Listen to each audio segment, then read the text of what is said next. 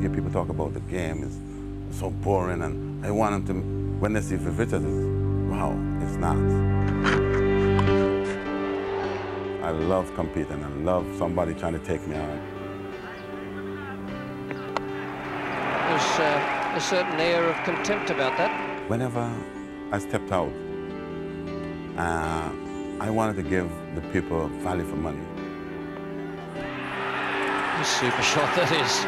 Elegant and powerful, beautiful timing. Perhaps no other individual epitomised the golden era of West Indies cricket better than Sir Vivian Richards, arguably the greatest and certainly the most spectacular batsman of his generation. With his impeccable timing and the ability to drive a good length ball from outside off stump through mid-wicket, he epitomised the instinctive approach to batting. I try and keep it as simple as possible.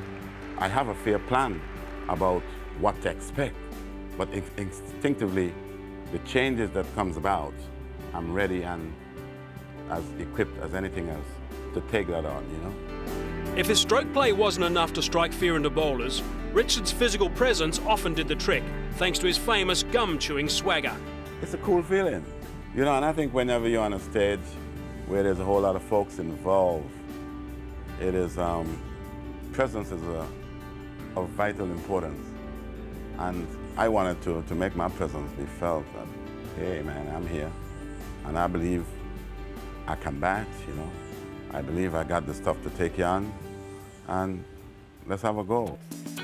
It was a career marked by mythical milestones and impressive innings right from the start.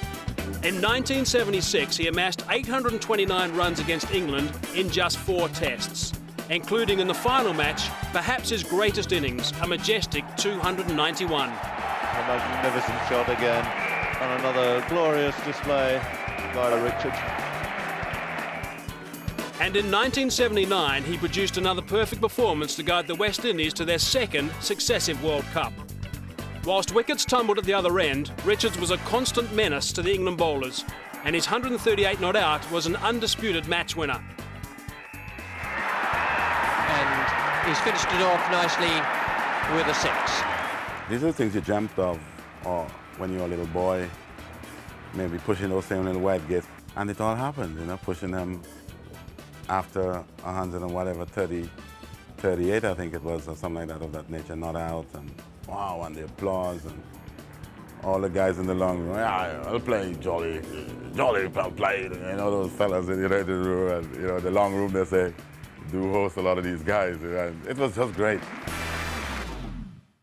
In his 11 years as captain, the West Indies never lost a Test series. These were champagne times as records continued to tumble, including Richards' phenomenal century off 56 balls, the fastest in Test history.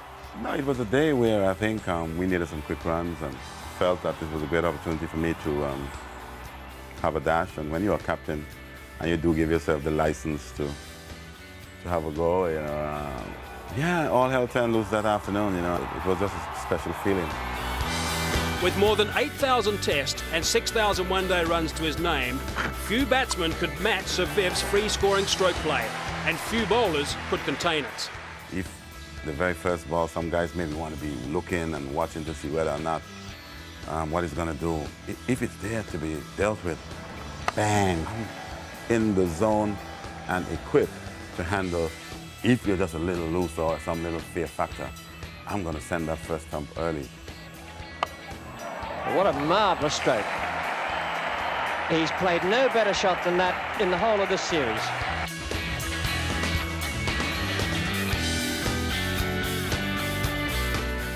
My job was to go out there and people who pay to see you, to entertain and to give them something special, to try and take the best catch if it came, to fling myself through the air and do whatever, to run someone out spectacularly, to score the most runs if it's possible.